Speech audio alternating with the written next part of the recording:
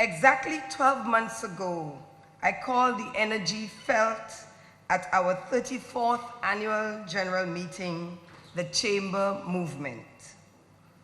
I saw it and believed that it represented a renewed commitment to the Chamber of Commerce. It signaled me to drive and support for our vision, a well thought out mission, a plan that started a few years ago. And I'm pleased to report that I've seen fruit, yet our work is continuing.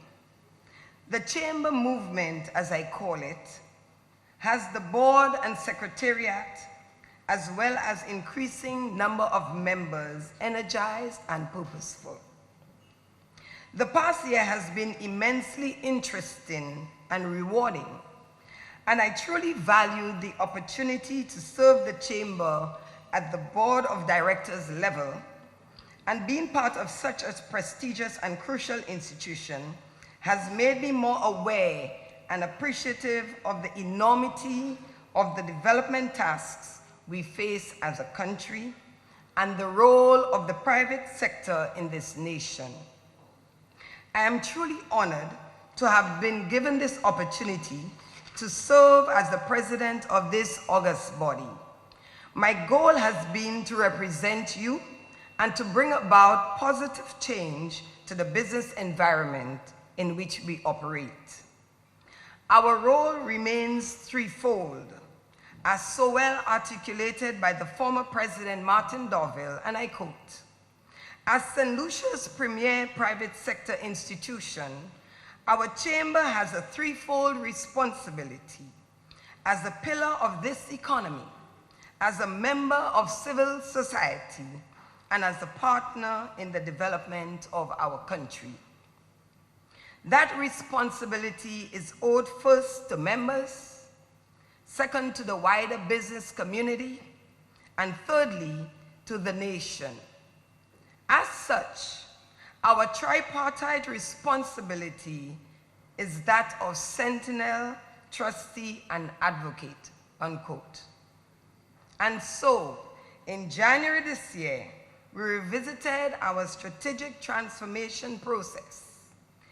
We, meaning board members, staff, and members, articulated a refined vision, which is, we are the driving force for sustainable business and community prosperity in St. Lucia. We also refined and re-articulated our mission to foster sustainable business growth and development of our members through strong leadership, strategic advocacy, innovative services, while enabling them to positively impact their communities.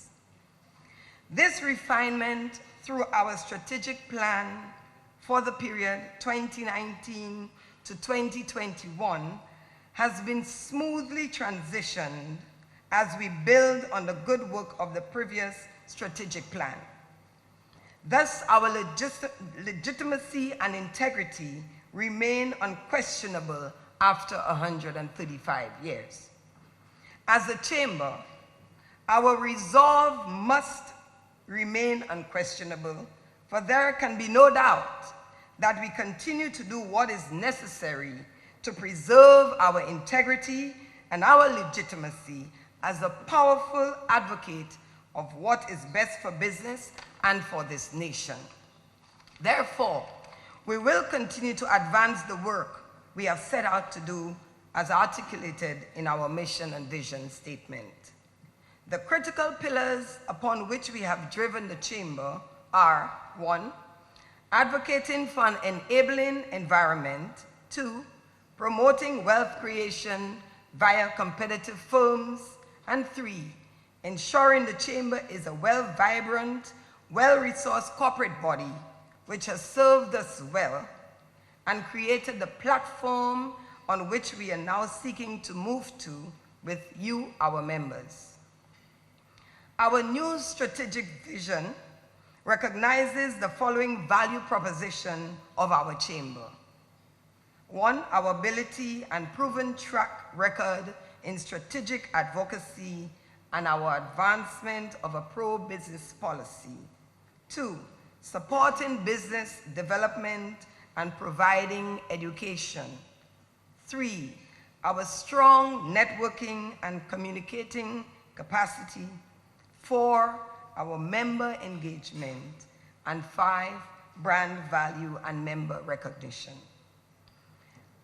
My fellow board members and I continue to share our knowledge, experience, time, resources, and ideas with the aim of offering guidance for the advancement of the Chamber's work in the above areas. Our work this year has allowed us to carry forward the important transformation process we began some 3 years ago. We have and must remain committed to our strategy and ensure that what we do aligns with our strategy. We must, as a chamber, live and pursue our vision and mission while strengthening our institution through strong financial and governance practices. I am pleased to report, as you will see later on, that we have enjoyed another sound financial performance, and we have executed almost 90% of our planned programs during the year 2018-2019. Let me thank our guest speakers and those who engaged in the panel discussions which took place today. This conversation was held to provide members with critical and insightful information and perspective on our economy's trajectory into the medium term. We trust you have found the information and perspective shared informative and useful for your business. I can assure you that the foregoing will help the Chamber shape its advocacy agenda going forward. We continue to revamp our internal processes so we can deliver quality and value services to our members. We increased the number of training courses hosted last year through participation, though participation was not always at the level we wished or anticipated. An exception was the Know Your Labor Code Act workshop, which was oversubscribed, resulting in 3 sessions having to be hosted with a total of 81 persons being trained. We intend to host 2 sessions early next year, and we truly believe this will redound to the benefit of our participants, as they will be better equipped to manage their employment relationship as prescribed by the Labor Act. 2 business community planning workshops were held that were relatively well attended, and we wish to encourage members to take this issue more seriously. We have gone a step further and trained 3 persons who will be in a position to help deliver this training in the near future, and we expect the cost to be reduced as a result. The Dale Carnegie courses, Skills for Success, remains a solid staple of our training schedule, delivering real value for money. We have introduced the Dale Carnegie Advanced course to our program, and while the uptake was not adequate for this course to be held this year, we are quite aware that many graduates of the Skills for Success are eager to participate. We have conducted a training needs assessment which will inform next year's training offerings. We hosted an increased number of luncheons, including one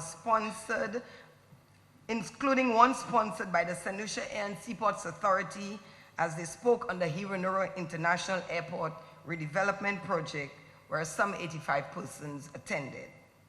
We invite members to share with us the topics and speakers of interest who they would like us to include at our future luncheons. We hosted 4 seminars that were well received by participants. Our events, that is, seminars, lunches, and power breakfasts, are powerful vehicles we use to better understand issues, get vital information for decision making, influence the views and positions the Chamber on critical issues, and 4, network with other chamber members, better enabling us to advocate more effectively on your behalf. That's why it's important you attend those. All in all, we increased significantly the number of membership engagements as compared to last year, from 19 to 30 activities. We increased participation in these activities from 653 persons to over 1,000 persons. So give yourself a round of applause for your participation. Luncheons increased from 3 luncheons to 6. Training sessions from 4 sessions to 8. Breakfasts from 3 to 4. And seminars from 2 to 4. The chamber is working and is vibrant, and we now call on members to become more active and involved in the work of the chamber, which is for all of you. I wish to say a few words about the recently held St. Lucia Business Awards. Congratulations to all those who participated in the awards, whether you were shortlisted as a nominee or emerge as an eventual winner. I also want to say a special thank you to all the corporate sponsors who continue to make this event possible. We sincerely appreciate your support and look forward to working with you in the new year. Participating in the awards is a very useful and beneficial exercise. I implore members and businesses, big and small, to use this as part of your annual introspection and review. How did I do last year? What goals did I set, and did I achieve them? What has changed, and how have we responded? Did sales grow in line with my projections? Did I increase the services I now offer? And most importantly, prove it. Use metrics to show what has happened. Permit me to say that I was very pleased with the award ceremony and the after party, of course. And yes, there is some work to be done. Seriously, we will be reviewing to improve every aspect of the awards process, from adjudication to the event. We will continue to implement the Harvey Miller recommendations, which we started, and we are confident that they will enhance the awards. We will pursue some initiatives with the government, which we think will add real value. In all of this, we continue to pursue our strategic advocacy agenda. The issue of law and order remains a priority for the Chamber. Our Law and Order Committee is functioning, and the Chamber's concern with law and order is beyond the impact on members and the wider business community.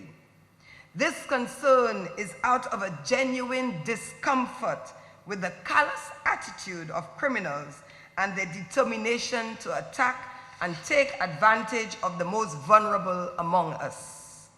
We have noted that the scourge of criminal and more particular gun crime is moving into areas that have been once insulated from criminal activity. Small businesses around the island are now open game, and the impact has been devastating. Once peaceful, quiet areas are now being targeted.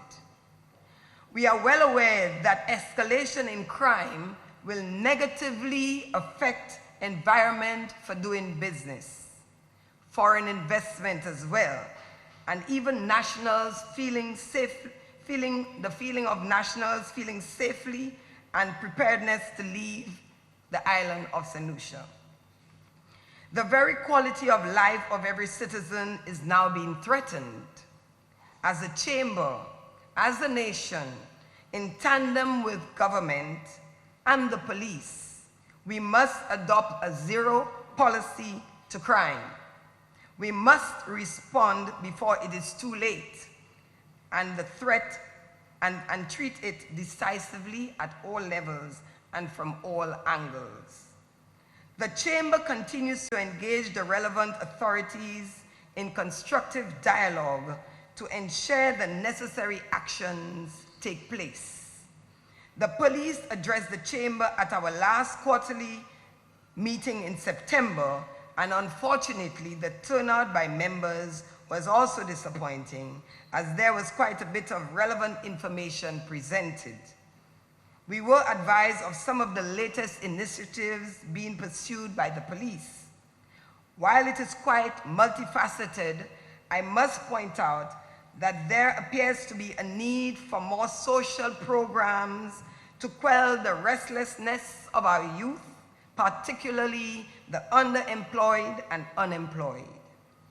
I wish to, however, to again indicate the St. Lucia Chamber of Commerce is prepared to canvass its members to support financially and in kind specific initiatives which the police and the Ministry of National Security have identified as part of an overall plan.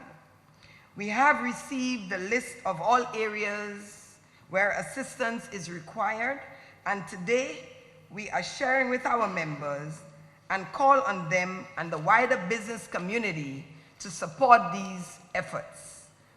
We wish to work with you as best as we can in this battle. Meanwhile, the Chamber continues to press government for enhanced emphasis on domestic investment by local investors. We are confident that there are untapped opportunities and returns which could enhance growth and employment prospects for St. Lucian businesses. Unabashedly, I say we must ensure that more of the benefits of our economic growth and economy in general must accrue to the wider population. Our economic policies must take that into account. Income inequality is one of the biggest factors which festers criminal activity. As a nation, we must provide and permit more of our people to benefit and participate in the great things that are happening around them. We must not allow them to be excluded by lack of a deliberate, inclusive policy framework.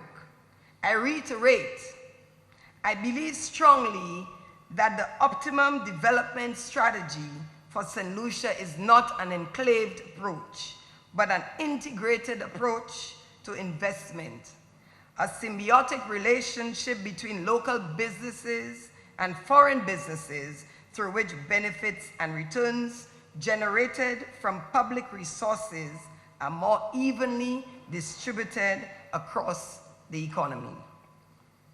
The apparent love affair with extractive, exploitative investment is not sustainable. It threatens to leave our people menial and marginalized, reduced to spectatorship. The Chamber continues to place a high priority on the development of the entrepreneur ecosystem in St. Lucia through our junior achievement and our youth business trust programs. I wish to inform that we have been able to secure funding for 2 projects to be implemented by the Youth Business Trust. Yet even in the absence of significant support, we cannot help but notice the drive and dynamism and innovative nature of our emerging entrepreneurs. The outstanding efforts of Johanan Dujon and his company Algas Organics, rated by Forbes magazine as one of the world's most innovative fertilizer. What about Invictus? The world-renowned solar-powered mobile brine neutralizing desalination plant. These are just 2 examples of young entrepreneurs making their mark on the world stage. We wish to also applaud these and the other young entrepreneurs who are taking that plunge.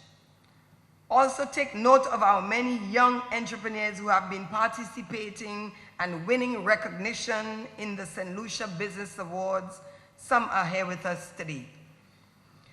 We also recognize and applaud the efforts of Invest St. Lucia on its plan to launch a business incubator and accelerator program in St. Lucia. This will go a long way in helping to strengthen the environment for entrepreneurs. The efforts of the St. Lucia Development Bank is also noted in the area of Youth Enterprise Equity Fund. These are all good initiatives, but we need a lot more. We need a coherent and comprehensive program that is accessible, relevant, and sustained to meet the needs and the demands of our budding entrepreneurs. A special call to our young business people: don't be afraid to be part of something great and exciting as the Chamber movement. Be part of the movement. As the Chamber, we are in tune with the major issue of climate change, and the Chamber has endorsed the United Nations Disaster Risk Reduction Sendai Framework and will be seeking to deepen support to members and reinforce government's effort to build resilience, thereby reducing our nation's exposure to disaster-related risks, especially those which are weather-related. This past year, our Executive Director, Mr. Luisi, was very actively engaged in dialogue and work on this important subject at the local, regional, and international level. You would have noted the hosting of 2 business continuity planning workshops and the launching of the Arise Network. Our ED participated in the United Nations Disaster Risk Reduction Arise Network. He attended the annual General Assembly of Arise in Geneva, as well as the Global Platform for Disaster Risk Reduction. The Executive Director, along with a representative of the St. Lucia Development Bank and Masse stores, attended a train-the-trainer course in business continuity planning in Martinique of this year. More recently, our ED was invited to sit on a panel during the World Bank meetings in the private sector, finance, and climate change as part of the Stakeholders Advisory Network of the Climate Investment Fund. Our engagement with the public sector remains robust and regular. This year, we have met the Honorable Prime Minister, Minister of Commerce, and the Minister of National Security to discuss issues and of mutual interest and concern to our members at the board level, while at the technical level, the Secretariat has maintained a consistent engagement with these and other agencies. We remain active on the Ease of Doing Business Task Force, notwithstanding our serious disappointment with the pace or lack thereof of reform. Making it easier to do business will remain a priority for the Chamber as we seek to dismantle the bureaucratic chains that hinder our nation's development. We have all personally experienced how the government bureaucracy can derail investments and business operations. This needs to be resolved. Government agencies and officers must be re-educated, retrained, and reoriented to see themselves as facilitators of business. Too often they act as laws unto themselves. I throw out the challenge to the public sector technocrats to make it happen for the business community. Political administrations have come and gone, and no real changes to the various systems have occurred.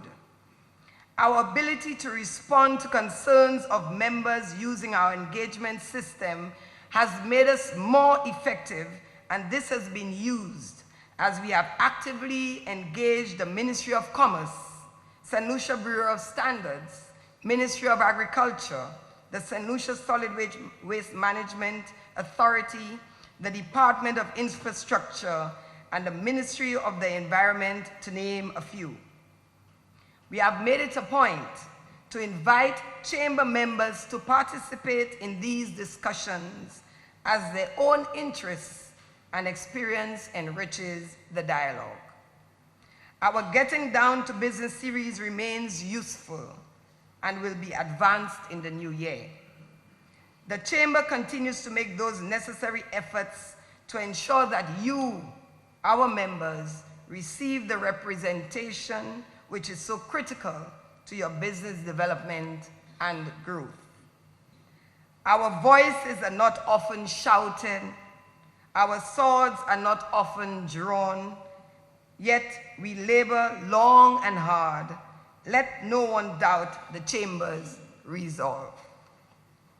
By the same token, it is imperative that you, our members, and the wider business community increase your support for the work of the Chamber. The Chamber is not only the board or the secretariat. You, the members, must play an active role in the Chamber. Those who are on the sidelines, get involved. It's your Chamber. Get your work colleagues involved. Serve on a committee. Be part of the Chamber movement. Too often, the low attendance of members at our many meetings, discussions, information sharing belies the importance of the issues, member interest, and feedback. The Chamber business is about your business.